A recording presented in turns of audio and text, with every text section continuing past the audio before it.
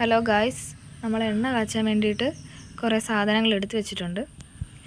അതിന് വേണ്ടിയിട്ട് നമ്മൾ എടുത്തിട്ടുള്ള സാധനങ്ങൾ എന്ന് പറയുന്നത് നെല്ലിക്ക, അഞ്ചനക്കല്ല്, നീലയമരി, ഇരട്ടി മധുരം, കയ്യോന്നി, കറിവേപ്പില, തുളസി, പേരയില, അലോവറ, പിന്നെ അതുപോലെ തന്നെ നമ്മുടെ ചെമ്പരത്തി, പൂവാങ്കുറുനീല, കീഴാർ നെല്ലി, കർപ്പൂരം, ഉള്ളി, ഉലുവ, മൈലാഞ്ചി ഇല, ഇതൊക്കെയാണ് നമ്മൾ എടുത്തിട്ടുള്ളത്.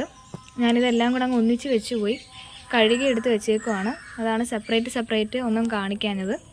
ഇത്രയും സാധനങ്ങളാണ് നമ്മൾ എടുത്തിട്ടുള്ളത്. ഈ അഞ്ചനക്കല്ലൊക്കെ എന്ന് പറയുന്നത് നമുക്ക് ഈ എണ്ണയ്ക്കൊരു മണം കിട്ടാൻ വേണ്ടിയിട്ട് യൂസ് ചെയ്യുന്നതാണ്. പിന്നെ ചെറിയ അളവിൽ കർപ്പൂരം ഇടുന്നുണ്ട്. അത് നമ്മുടെ മുടിയിലെ താരനും കാര്യങ്ങളും ഒക്കെ പോകാനായിട്ട് നമ്മളെ ഹെൽപ്പ് ചെയ്യുന്നൊരു ഇൻഗ്രീഡിയൻ്റ് ആണ്. ഇത്രയും സാധനങ്ങൾ നമ്മൾ റെഡിയാക്കി വെച്ചേക്കുവാണ്. ഇനി നമുക്ക് എണ്ണ കാച്ചാം. അപ്പോൾ നമ്മൾ എടുത്തു വെച്ചിട്ടുണ്ടായിരുന്ന പച്ചമരുന്നെല്ലാം കല്ലേ വെച്ച് അരച്ച് അതെല്ലാം എണ്ണയിലോട്ട് അതിൻ്റെ നീരെടുത്തിട്ട് എണ്ണയിലോട്ട് ചേർത്തിട്ടുണ്ട്.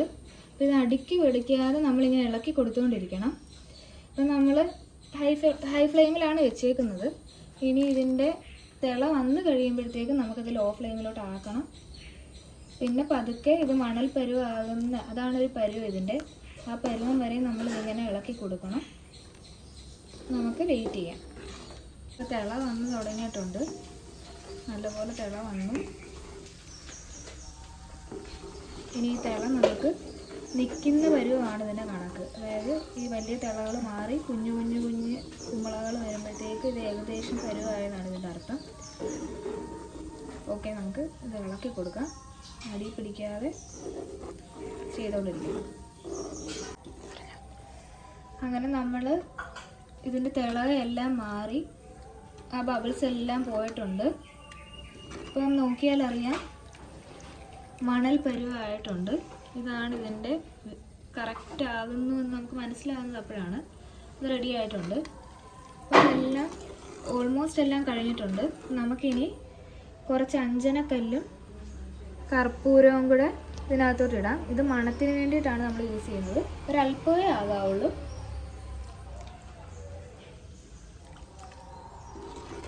ഇനി കുറച്ചും കൂടെ ഒന്ന് ഇളക്കി കൊടുത്തിട്ട് നമുക്ക് ഫ്ലെയിം ഓഫ് ചെയ്യാം. പിന്നെ ഇത് തണുത്തതിന് ശേഷം ഒരു കുപ്പിയിലോട്ട് മാറ്റിയാൽ മതി. അപ്പം ഓക്കെ, ഇത് റെഡി ആയിട്ടുണ്ട്. എണ്ണ തണുത്തിട്ടുണ്ട്. നമ്മളതിപ്പോൾ അരിച്ചുകൊണ്ടിരിക്കുവാണ്. അരിച്ച് ഇനി ഇത് എടുത്ത് നമുക്ക് സ്റ്റോർ ചെയ്ത് വെക്കാം. നമുക്ക് പിന്നെ ആവശ്യമുള്ളപ്പോൾ ഇത് യൂസ് ചെയ്യാവുന്നതേ ഉള്ളൂ. നല്ലപോലെ തണുത്തിട്ടുണ്ട്. ഇത് റെഡിയാക്കി തന്നത് ഉമ്മ ആണ്.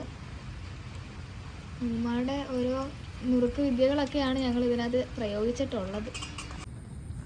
അങ്ങനെ നമ്മളത് അതിൻ്റെ എല്ലാം നമ്മൾ ഊറ്റിയെടുത്തിട്ട് വേറൊരു കുപ്പിയിലോട്ട് മാറ്റുവാണ്. നമുക്ക് ഡെയിലി യൂസ് ചെയ്യുന്നതിൻ്റെ വേണ്ടിയിട്ട് കുപ്പിയിലോട്ട് പയ്യെ മാറ്റുവാണ്. അങ്ങനെ നമ്മൾ ഉണ്ടാക്കിയ എണ്ണ ഇനി ഞാൻ അനിയത്തിയുടെ ഹെയറിലോട്ട് അപ്ലൈ ചെയ്യാൻ പോവാണ്.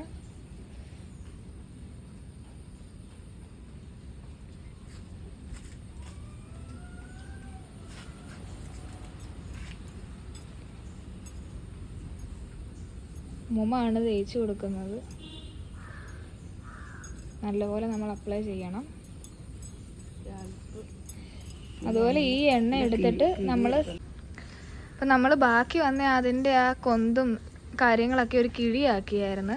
അപ്പോൾ ആ കിഴി വെച്ച് നമുക്ക് 2-3 ദിവസത്തേക്ക് യൂസ് ചെയ്യാനുള്ള എണ്ണയുടെ ആ ഒരു അംശമൊക്കെ ആ കിഴിക്കകത്ത് തന്നെ കാണും. അപ്പോൾ ആ കിഴി വെച്ചിട്ടാണ് അമ്മമ്മ അത് തേച്ച് കൊടുത്തുകൊണ്ടിരിക്കുന്നത്. നല്ലപോലെ സ്കാൽപ്പിലൊക്കെ തേച്ച് പിടിപ്പിക്കണം. അങ്ങനെയാണെങ്കിൽ നമുക്ക് താരനും മുടി ഒഴിച്ചിലും എല്ലാ പ്രശ്നങ്ങൾക്കും നല്ലതാണ് ഈ കാച്ചെണ്ണ എന്ന് പറയുന്നത്. നല്ലപോലെ മസാജ് ചെയ്ത് കൊടുക്കണം നമ്മളിത് തേച്ചിട്ട്. സോ ഇതാണ് ഞങ്ങളുടെ ഒരു ചെറിയ വ്ളോഗാണ്. അപ്പം കാച്ചെണ്ണ എങ്ങനെ നമുക്ക് ഉപയോഗിക്കാം അല്ലെങ്കിൽ എങ്ങനെ ഉണ്ടാക്കാം എന്നൊക്കെ പറഞ്ഞിട്ടുള്ള ഒരു ചെറിയ വ്ളോഗാണിത്. നിങ്ങൾക്ക് ഈ വീഡിയോ ഇഷ്ടപ്പെട്ടെങ്കിൽ എല്ലാവരും ലൈക്ക് ചെയ്യുക, ഷെയർ ചെയ്യുക, സബ്സ്ക്രൈബ് ചെയ്യുക. താങ്ക്